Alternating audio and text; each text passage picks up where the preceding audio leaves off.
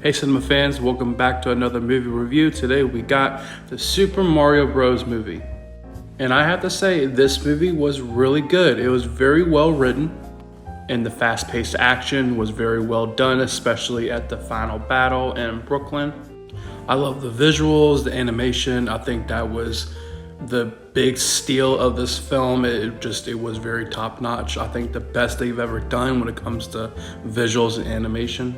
This movie is definitely accurate to the modern games, but also accurate to previous Mario games, also other Nintendo previous games. It's very accurate. The soundtrack for this movie was top-notch.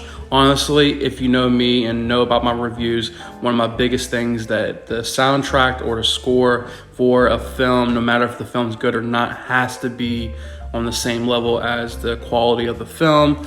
And it definitely delivers. Some songs weren't really necessary, but they worked for this film. One of my favorite songs from the 80s was in this film, Take On Me, used in the Kong Kingdom scene where they're taking Mario and the princess to meet Donkey Kong's father. Can't remember his name right now, correct me in the comments. But yes, it was very well done. Now granted, other films like this, their humor has been always kind of hit and miss. The humor in this film was very well done. Everything about this film was very well done. The humor, I mean, when I heard some of the humor, even some points I was actually finding myself smiling, laughing. It was just, there was moments, it wasn't even in your face. There was some moments where the humor, I think some of the kids didn't pick up on, but I'm sure the adults picked up on it, because it's kind of like a SpongeBob episode in a way, where they have certain humor that only an adult will pick up on. It was really good. And actually, Charles Martinez, surprisingly, was in the film. I don't want to give it away, but I mean, it's pretty obvious when you watch the film where he's at, but he definitely voiced in this film.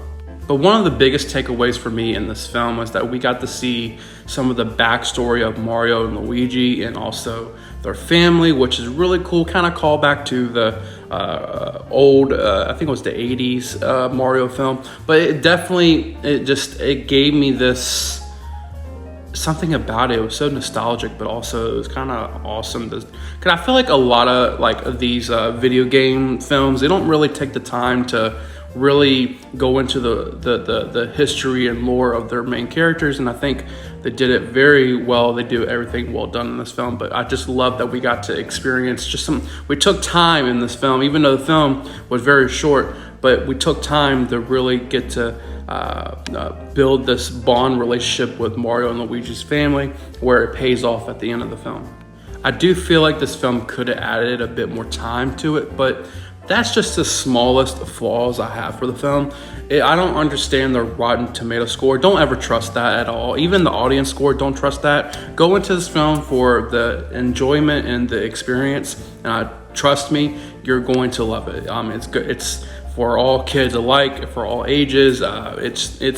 It's for everyone. It's not just for kids, it's for everyone. If you grew up playing the Mario games, you're going to love it. Even if you've never played the Mario games, you're going to love it. This film is fun, it's fantastic, and honestly, it just had, and there's tons of, again, if you're a Mario fan and play the Mario games, there's tons of Easter eggs from the past Mario games to the recent Mario games. Even beyond Mario games. So again, and also if you love the Donkey Kong games, which me, there's tons of references in that as well. Even a small little cameo, if you catch it, in the scene where Mario and Donkey Kong face off. It's really cool. And I don't care what anyone says, but Chris Pratt did an amazing job as Mario. They do explain why his voice is a bit different in the film, but which kind of goes back to what I said earlier, if you know what I mean.